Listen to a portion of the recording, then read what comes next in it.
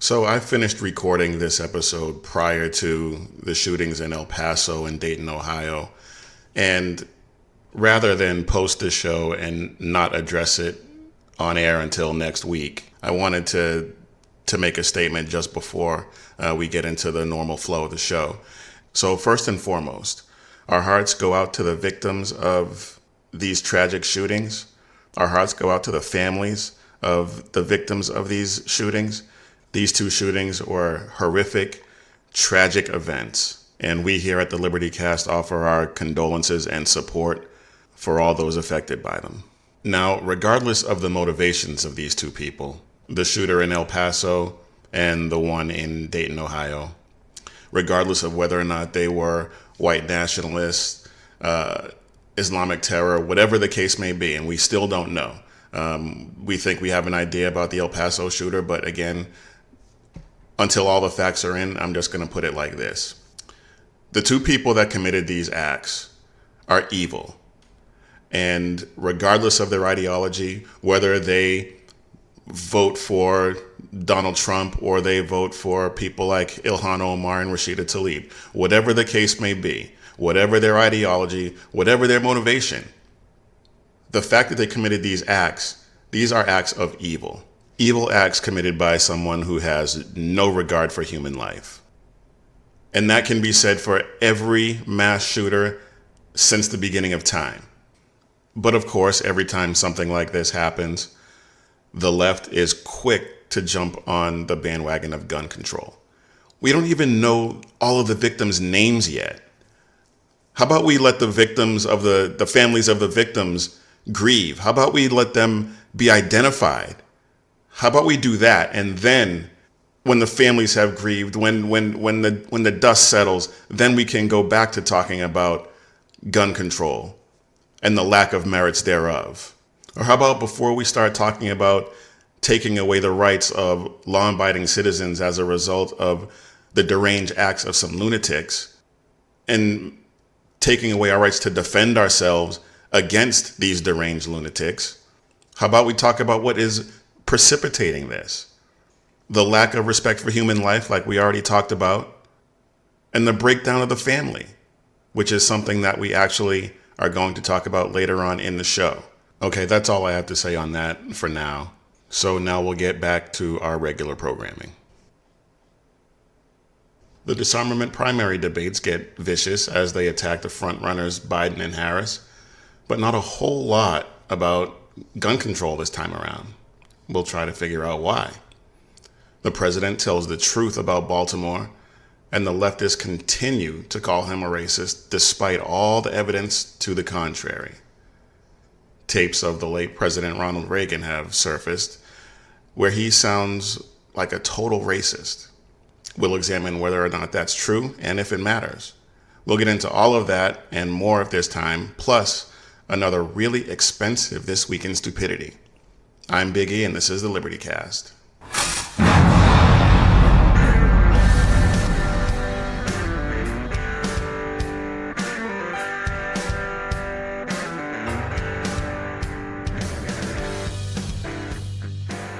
So I'm going to be honest with you. I did not watch the first night of debates.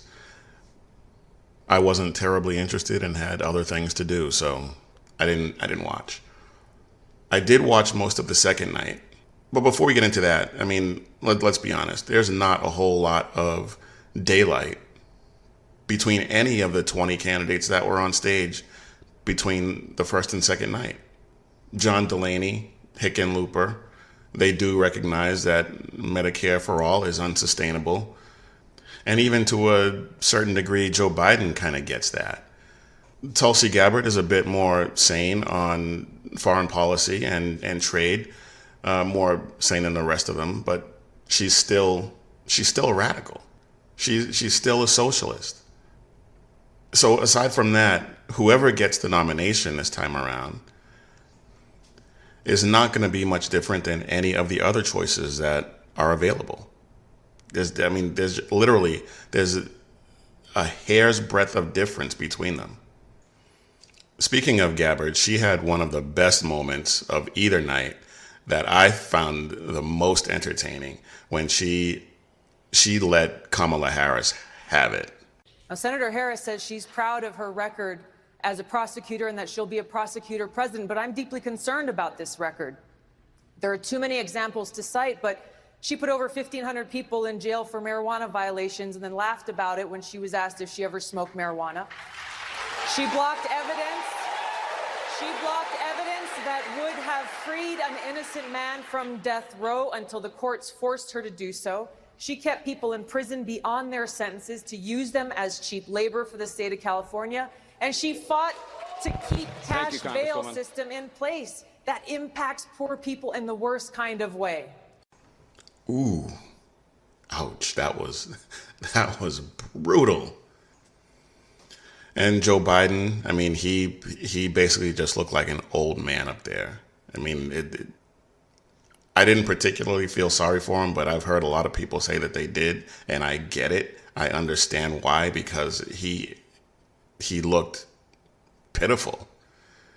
And that whole mix up between the text and the website, I mean, it just showed his age. It showed that he is not up to the task. And this is just the campaign. He would have 4 more years of having to deal with this kind of pressure.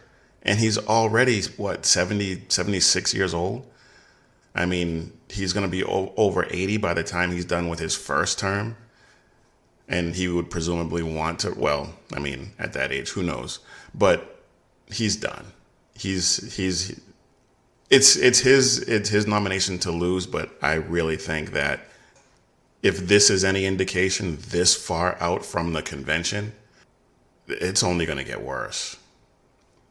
But then you have guys like John Delaney, who, even though, again, like I said, there's very little difference between any of them, but he does sound more reasonable on things like healthcare.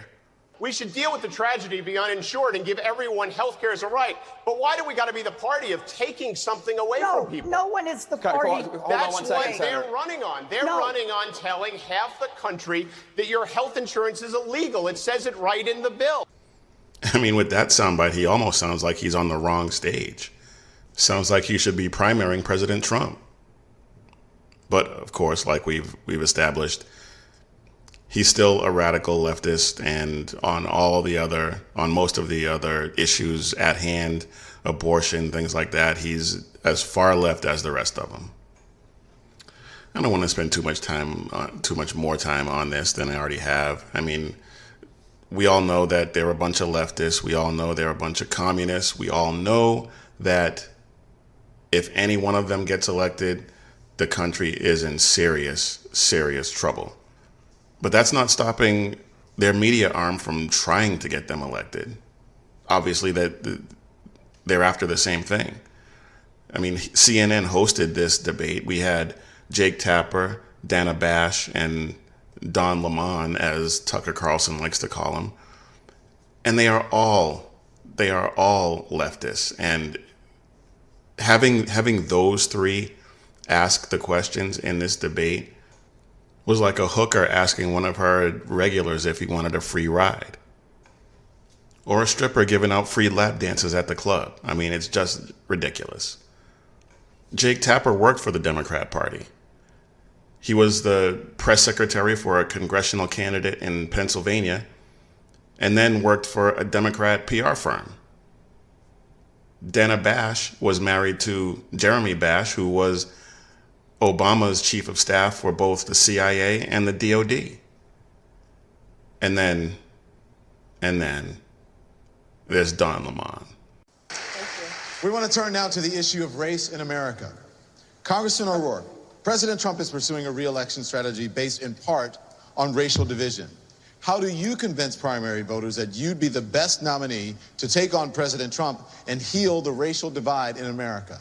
Senator Klobuchar, what do you say to those Trump voters who prioritize the economy over the president's bigotry? Thank you, Congressman O'Rourke. Speaking of reparations, Ms. Williamson, many of your opponents support a commission to study the issue of reparations for slavery. But you are calling for up to $500 billion in financial assistance. What makes you qualified to determine how much is owed in reparations? Let's turn now to the issue of gun violence. There were 3 large-scale shootings this past weekend in America. At a park in Brooklyn, on the streets of Philadelphia, and one that left 3 dead and 12 injured at a food festival in Gilroy, California.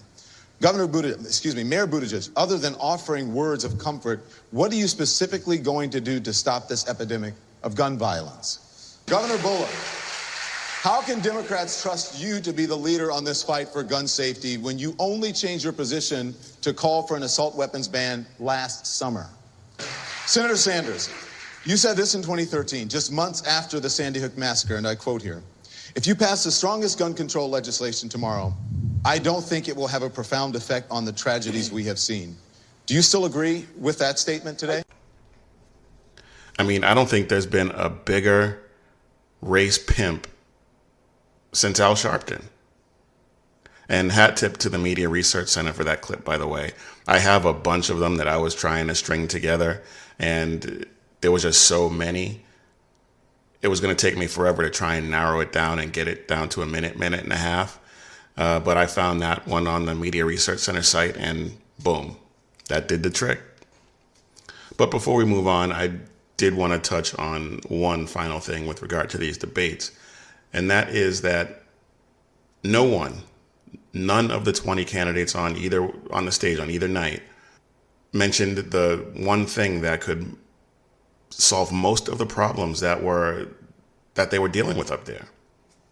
And it's something that we've mentioned here on the Liberty Cast a few times. It's not something we get into a lot, and we probably should. But I'm talking about the family. A strong family, if they worked to help rebuild strong families in this country, a lot of those problems would be eliminated. Of course, it's the left that is largely responsible for destroying it. I mean, the war on poverty, it discourages work and discourages 2-parent households. Single mothers get benefits. They benefit financially by not having the father of their children in the home. And it's well known that it's been studied many, many times, many different places. Kids who grow up without fathers in the home are more likely to end up joining gangs, committing crimes, and then perpetuating the same cycle of fathering kids or having kids out of wedlock. Stable 2-parent families are more capable of caring for their loved ones. Strong family units can help curb the homelessness epidemic that we're seeing across this country, especially in places with Democrat leadership like San Francisco and Los Angeles.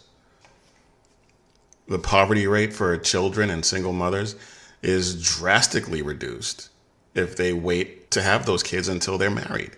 The leftists tell women all the time that they need abortions in order to be able to exercise bodily autonomy, quote unquote, and be real women or empowered as a woman. But married women are less likely to have abortions, less likely to feel like they need an abortion if somehow they get pregnant unexpectedly. Somehow. Well, we all know how, but you get my point. And in a stable marriage, they have the ability they feel like they can afford those children that they might not if they had a child out of wedlock. And married couples are less likely to be in minimum wage jobs. And if they're not in minimum wage jobs, they don't have to worry about this quote unquote living wage fantasy that Bernie Sanders and the rest of the leftists like to shove down our throats. If the family is intact, none of this stuff matters because none of this stuff would be problems. At least not to the extent that it is now. There would be problems, obviously, but not at the level that we have these problems today. Okay, moving on. So it is the beginning of August 2019. The president is tweeting, and he's a racist, at least according to the left. This time he's tweeting about Baltimore. Rep. Elijah Cummings has been a brutal bully, shouting and screaming at the great men and women of Border Patrol about conditions at the southern border, when actually his Baltimore district is far worse and more dangerous. His district is considered the worst in the USA. He goes on, As proven last week during a congressional tour, the border is clean, efficient, and well run, just very crowded. Cummings District is a disgusting rat and rodent infested mess. If he spent more time in Baltimore, maybe he could help clean up this very dangerous and filthy place. So now, because he criticized Elijah Cummings, who is black, and the city of Baltimore, which happens to be a largely black community, that's racist. Now, if he was attacking Cummings and Baltimore specifically for the fact that it is a majority black city and he is black, yes, that would be racist. But he never once mentioned color of any kind. He said that it was dangerous. He said that it was rat and rodent infested, and that if he spent more time there, he could help clean it up. None of that is factually inaccurate. So if it's factually on point, how is it racist? Well, of course, that's rhetorical. It's not. It's not racist by any stretch, by any definition, except the leftist definition, which is anything that they don't like. Actually, there is something that is not quite completely accurate. Baltimore is actually number 3 behind St. Louis and Detroit in terms of crime. Baltimore's second in terms of unemployment rate at 6.1% behind Detroit's 9.3%. But their 342 murders are the most of those 3 cities. USA Today based their rankings on the total amount of violent crime. But let's look at another number. If Baltimore were a country, it would be the 3rd most dangerous country in the world, behind El Salvador and Jamaica. Now, of course, I mean, that's a little bit of hyperbole, and the study that came up with that number, clearly it's not an apples to apples comparison, because obviously Baltimore is not the most dangerous city in the world. But that's a minor point because, like I said, nothing else is factually inaccurate. Not only that, but what he said, it's not like it hasn't been said before. But we'll get into who said what and when after this short break.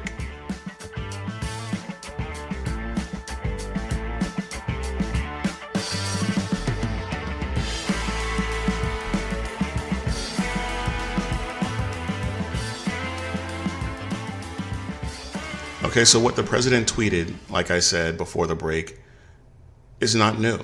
The fact of the matter is that America is the wealthiest country in the history of the world. But anyone who took the walk that we took around this neighborhood would not think you're in a wealthy nation. You would think that you were in a third world country. This morning, I left my community of Baltimore, a drug-infested area, where a lot of the drugs that we're talking about today have already taken the lives of so many children. The same children that I watched 14 or 15 years ago as they grew up, now walking around like zombies. This is only 40 miles away from here. That was Bernie Sanders when he was on the campaign trail in 2015, and Elijah Cummings back in 1999. So how can Bernie Sanders get away with it and not be a racist? And how can it be racist if Elijah Cummings was saying the same thing almost 20 years ago?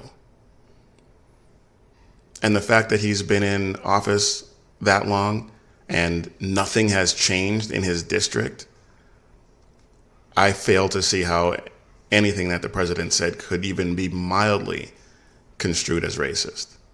It can't. And to suggest that he's racist for saying the same thing that a white guy and the guy who represents the district says, come on, do better. Do better than that, commies. But of course, you and I both know that they can't. That is the only card that they have in the deck for them to play. Of course, there was a better way for the president to play that. He could have said everything that he said, but then offered up some kind of solution, some kind of plan or at least offer to meet with Cummings and come up with a plan. And it still wouldn't have mitigated any of the racist rhetoric that came out of the left. But at least then he could say, hey, look, yeah, I criticized, but this was what I offered as a chance to help make it better. And of course, they're not gonna take him up on it. Let's face it, the left, the media, they're gonna skewer the president no matter what. But here's a question. Is there any shred of evidence that the president is a racist? Anything? Can anyone come up with a shred of evidence that he's a racist? Well, of course they can't. Under his leadership, he's gotten the lowest black unemployment ever, lowest black poverty rate ever.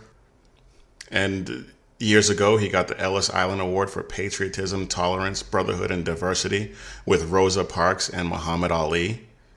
And most recently, he championed A$AP Rocky getting out of jail in Switzerland. Now, I don't know who A$AP Rocky is. I've seen some of the stories and the video of the altercation that supposedly landed him in jail. Okay, fine. But would President Obama have intervened like that? Of course not. I mean, Trump pardoned Jack Johnson when Obama wouldn't even do that. I mean, the suggestion that President Trump is a racist, the more and more you dig into it, the more and more you see exactly what's going on, the more and more it pisses me off. Because he's not. And the constant calls of the president and his supporters racist dilutes the actual meaning of the word. And people who are racist, to the extent that they still exist, and yes, I know they exist, but they're very marginalized at this point. But for those racists that actually do exist, they get to skate. And it's ridiculous, and it's stupid, and it's dangerous. While we're on the subject of racism, we might as well get this out of the way. This week, some tapes surfaced of the late President Ronald Reagan in a phone conversation with then President Nixon. At this point, Reagan was governor of the state of California. I haven't addressed this on social media. I've been busy doing other things, and it required more thought than a quick tweet or a Facebook post. But in case you haven't heard exactly what I'm talking about, listen to this. Last night, I tell you, to watch that thing on television as I did. Yeah. To see those monkeys from those African countries. Damn them, they're still uncomfortable wearing shoes. Well, and then the tail wags the dog there, doesn't it? Yeah. The tail wags the dog. Now, Reagan was upset because the United Nations voted to seat a delegation from Beijing instead of Taiwan. And Reagan was fully behind Taiwan getting a seat. After that vote was taken, the Tanzanian delegation, they were dancing in the aisles of the General Assembly and clearly happy because they had voted for Beijing instead of Taiwan.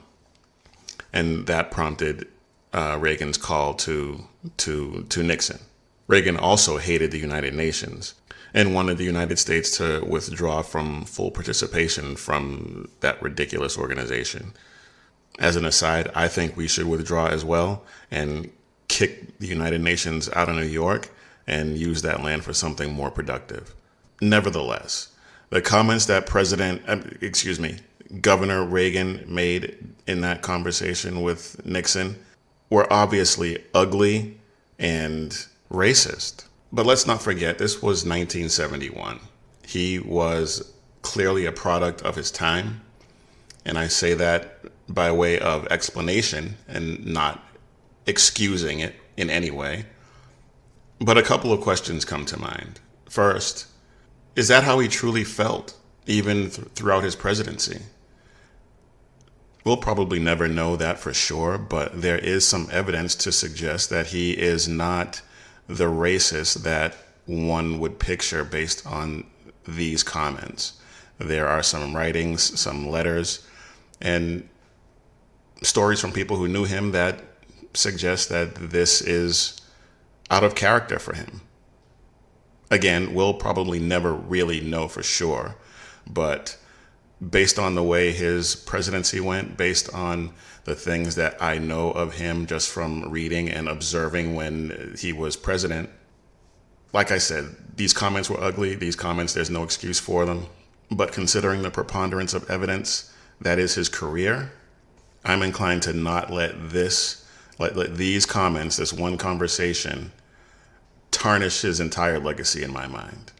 But the second question is, would you trade the longest period of peacetime prosperity this country has ever seen, winning the Cold War, reestablishing the United States as the single global superpower? Would you trade all of that for not having President Reagan in office and preside over all of that? Would you have preferred a second term of Jimmy Carter with the gas shortages, stagflation, malaise, Americans being taken hostage and nothing being done about it? Or would you rather have had Walter Mondale? Would you rather he won? Even though he won his own home state by less than 3,000 votes and got smoked in the other 49 states. But would you rather have had him as your president? Not me. Ronald Reagan was, without a doubt, the greatest president of our lifetime. And there are people right now that are saying that Donald Trump makes that claim and takes that mantle. I'm not there yet. If he wins a second term and things keep going the way they're going and he can get some of this spending and some of these other things under control, then maybe I'll be right there. But until then, he's not there yet. But as great a president as Ronald Reagan was, as great a voice and champion for the conservative movement, as great as he wasn't perfect. And even without these tapes surfacing, he's a man. He was a man. He wasn't perfect. He wasn't going to be perfect. So while these tapes do, I guess, put a tarnish on his legacy a little bit, and I am disappointed that not that these tapes came out, but that he actually did express these types of sentiments. Again, he's a man. And despite his years in the public eye, he was able to hide this. And maybe he changed. Maybe by the time he became president, 10 years after these tapes, maybe who knows? But I know leftists are trying to use this revelation as a smear against conservatism and say that, see, your hero, Ronald Reagan, wasn't so great after all, and try and discredit conservatism. It's not going to work. Because conservatism doesn't hinge on a man. Conservatism is about a set of principles. So if somebody fails to uphold those principles all the time, doesn't mean that those principles all of a sudden just go away, that they don't exist, that they don't mean anything.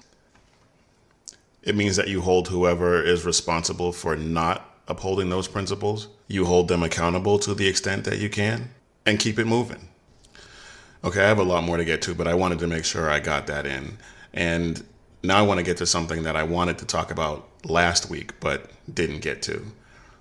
We talk a lot about the left, and we talk a lot about how they're all about power and control.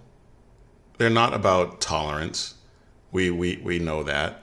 And they're not even about acceptance. They're about forcing you to deal with them on their level. Forcing us to accept every ridiculous notion they come up with by turning it around and saying we're the ones that are intolerant if we don't. Take, for example, this Canadian tranny activist, Jonathan Jessica Yaniv. This is a man pretending to be a woman, and he walked into a Brazilian wax place, studio, whatever you want to call it, and asked to get one, and they refused. He went to this place knowing that there was another establishment just a few blocks away that specialized in this type of waxing for men. So instead of going to that place, he sued to force women to wax his junk. And now, because the shop owner couldn't afford to fight this lawsuit, a Brazilian immigrant, by the way, she had to close up shop. She couldn't afford the legal fight. So now she's out of business. Now, you probably have not heard a lot about this, and there's a lot more about this person that we can and probably will at some point get into, especially since the tribunal, the Human Rights Tribunal that is going to hear this case, is going to hear it in a month or so, maybe a couple months. So we'll probably hear about it again. But this trans man, woman, transvestite man pretending to be a woman, whatever label you want to put on this person, they're still attracted to women, which makes his demand and his ploy to go in there and have a woman wax his testicles is all the more gross. And the fact that I actually just said that is gross. But where are the feminists? Where is the Me Too movement in all of this? Exactly. Crickets. Now, this took place in Canada, but it's going to happen here. Essentially it has. When you look at the baker Jack Phillips in Colorado, Aaron and Melissa Klein in Oregon. I mean, Oregon pretty much sucks these days. Beautiful place, but I ain't gonna live there. Then you have Marinelle Stutzman in Washington of Arlene's Flowers, the Christian t-shirt maker Blaine Adamson, and the list just goes on. In every one of those cases, they were sought out, or the plaintiff refused to use options provided. And it's gonna happen. It's gonna happen in San Francisco or New York or some enclave of ultra left-wing ideology where the courts are gonna side with the tranny and rule that, yes, you as a woman have to wax this guy's balls. Think it won't? Watch. But how did we get here? How did we get to this point? Well, there's a few things. We've gotten into this fluid morality, this anything goes mentality. This your truth is different from my truth, which is just ridiculous. We've gone over this before. Truth is truth, and anything else is a lie. So this guy's truth is that he thinks he's a woman, or he's pretending to be a woman. But the truth actually is he's a guy. And even if he goes through the process of getting his junk chopped off, he's still a guy. He's just a guy without junk. But there's also the issue of the fact that the left has been very successful at co-opting and corrupting language, redefining words. At least a couple of times a week, this pops into my head because the left is always, constantly trying to redefine words or shift the definitions or shift the meanings of words. And it started a long time ago. It started as far back as the 50s and 60s, and it's just gotten exponentially worse up to this point. But at least a couple of times a week, this pops into my head. You keep using the word. I don't think it means what you think it means. Now let's take the word feminist, for example. According to the Cambridge Dictionary, and I'm trying to stay away from the Merriam-Webster dictionary. I know it's kind of the dictionary of record, so to speak, but I've noticed that they are changing definitions to be politically correct, and I just can't deal with that. But according to the Cambridge Dictionary, a feminist is a person who believes in feminism and tries to achieve change that helps women get equal opportunities and treatment. Okay. So if that were true, trans men or women, or however you want to put it, taking over girls' and women's sports, how is that equal? How does that advance feminism? Because once trans men start taking over like they're doing in Connecticut and some of these other places. In fact, the boy claiming to be a girl just won back-to-back state wrestling titles here in Texas. How is that equal? Women are never, okay, never say never, okay, fine. 99.9% of the time, a woman is not going to win against a man in a physical endeavor. It's just not going to happen. And so they're never going to win anything athletically. They're never going to get any scholarships because they're going to get taken by the guys that are wearing dresses. But the feminists are out there fighting for these people, claiming that they're women. Meanwhile, actual women, actual girls are being hurt by this. So anyone claiming to be a feminist who is advocating for trans people, trans boys pretending to be girls, any feminist who's advocating for one of those people to take a spot on a girls' track team or women's soccer team or whatever the sport is, if they're advocating for that, they're not feminists. Or to paraphrase Inigo Montoya, the word doesn't mean what they think it means. All right, y'all, I had enough of that, so let's take a quick break.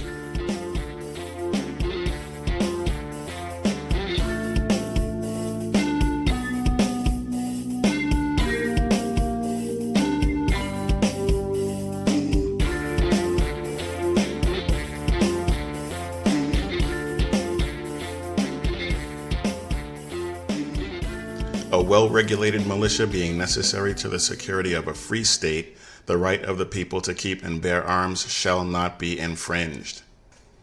So as we were finishing up production on last week's podcast, there was a shooting that took place in Gilroy, California. The shooter's name we're not going to use. We're not going to give him any more publicity. But there were 3 people killed and 16 others that were wounded. The 3 fatalities were 6-year-old Steven Romero, 13-year-old Kayla Salazar, and 25-year-old Trevor Irby. They all died as a result of the wounds that they suffered at this festival. The gun used by the shooter was illegal. The location of the shooting was a gun-free zone. And he didn't just walk in, he didn't just stroll in the front gate, no. He cut a fence to get in without being checked for weapons. California supposedly has everything in place to prevent such things from happening. They have ridiculously restrictive gun laws. You can't buy a rifle until you're 21. You can't, it is illegal to transport guns purchased in another state into California. And if you move into the state with them, you have to declare them within, I believe, 60 days. And even then you might not pass and you may have to give them up. You may have to send them back to a relative in another state or something. But as with every shooting, whether there's a loss of life or not, and in this case, obviously, 3 young people lost their lives, it's a tragedy. We all want to prevent these tragedies. But the laws that California and some other states have on the books and the laws that all the candidates in the disarmament primary are advocating for, none of the laws that they're proposing would have prevented this. None of the laws that they put in place have prevented any of them. All these laws have done is provide soft targets for people that want to do evil. And this just proves the point that I and many others have been making for a long time now. People who want to do evil are going to do it. They're going to find a way to do it. The guy that committed this atrocity, he purchased his gun in another state. In that state, it was a legal purchase, but he transported it across state lines illegally. He entered the premises of this festival illegally. because he cut a fence to get in to avoid being checked for weapons. People who want to do evil are going to do it. And no background check, no gun-free zone, no fence, no lock. Whatever impediment you think you're putting in place is not going to stop them. They're going to do it. Even if you ban all the guns, even if you were to somehow be able to wave a magic wand and all the guns in civilian possession are gone like that, poof, gone. Even if you do that, the guy who committed this atrocity, the guy who committed any other number of shootings, they will find another way to do harm to the people that they want to harm. Whether it's a knife, whether it's a rock, whether it's a hammer, whether they just walk up on somebody and start beating them with their hands and their feet. They're going to do it. And taking guns out of the hands of people who want to protect themselves against such evil is only making them a soft target for it. Now let's take a look at the flip side of that coin. In Nashville, Tennessee, one of my favorite places in the country, by the way. In Nashville, Tennessee, a rideshare driver had to return fire after some punk who felt disrespected opened fire on him and his passenger. Now, both the driver and the passenger are okay. The shooter, on the other hand, another punk whose name I'm not going to mention here, ended up in the hospital. Yay.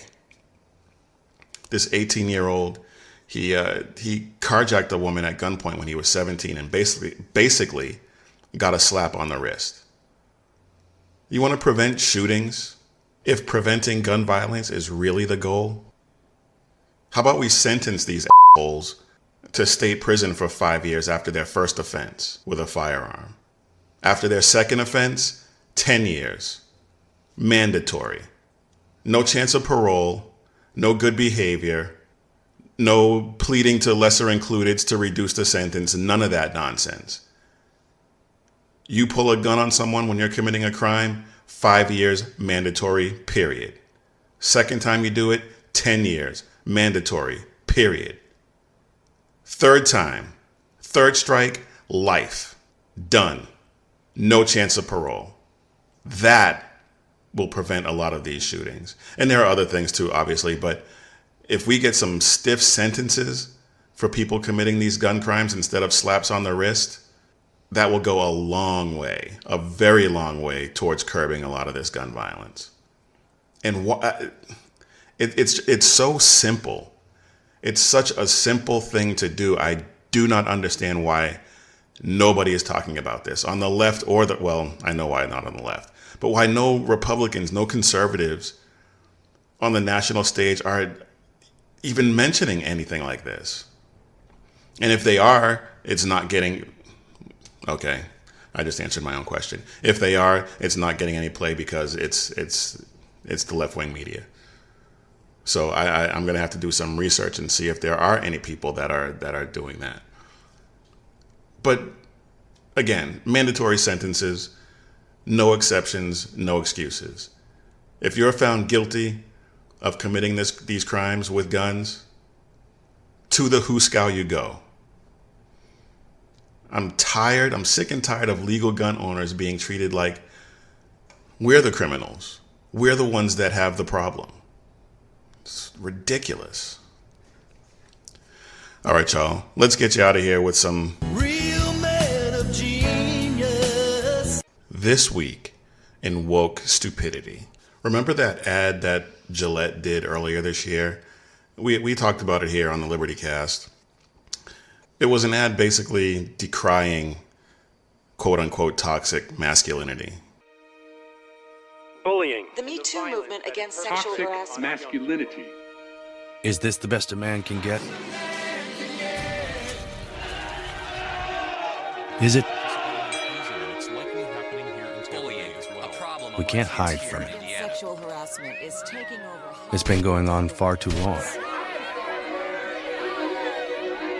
We can't laugh it off. Who's the daddy? what I actually think she's trying to say. Making the same old excuses. Boys will be boys. Boys will be boys. Boys will be boys. So it turns out that this actually did cost Gillette a lot of money. Just like we predicted, because I talked about this when it came out. And they were alienating their entire customer base. And so turns out that they have cost their parent company, Procter & Gamble, an $8 billion non-cash write-down. $8 billion. Now you might ask, what is a write-down as opposed to a write-off? Well, a write-down is the reduction in the book value of assets whose fair market value has fallen below the book value and as a result is an impaired asset. Now that's a lot of high level business and accounting talk, but basically they cost Procter & Gamble $8 billion. Of course, Gillette, they're blaming companies like Harry's and Dollar Shave Club and Dorco, who is the wholesaler for, I believe, Dollar Shave Club. But those companies didn't blame their entire customer base for sexism and misogyny. And even if those companies have gained significant market share, which they haven't, Gillette still has over 50% market share in the shaving industry. That doesn't explain $8 billion in losses. Now, I'm not going to get into all the market dynamics of razors and shaving equipment and all that stuff. But Gillette, they made a stupid business decision by attacking their customer base. Stupid. Just like Dick's Sporting Goods. They decided they weren't going to sell guns anymore. And they took a huge loss. It seems there is a huge financial price to pay for getting woke, quote unquote. All right, folks, that is all the time we have. I want to thank you all for listening. You can check us out on Spreaker, Spotify, SoundCloud, anywhere you like to get your podcast from. You can check us out on thelibertycast.net, and you can go to the podcast page and you'll find all the podcasts there, links to different sources that I use for the content of the show. You can check us out on Facebook, Instagram, and Twitter. It's at The Liberty Cast on all three of those platforms, and you can get additional content on those platforms. You can also find me, if you're so interested, on Parler at Parler. I joined it when it first came out, and it was really buggy, but I got back on there this week, and it's actually a pretty good platform. And I think if all goes well, that it could eventually, in the next year or so, rival Twitter. I'm hoping, because I'm not shadow banned on Parler. So you can find us at The Liberty Cast on all four of those platforms. And again, I appreciate you all listening. I'm seeing some pretty good traffic.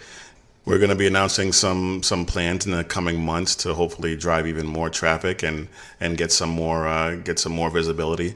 So stay tuned for that. But again, thank you all for listening. And as usual, keep your head on a swivel and stay safe, everybody.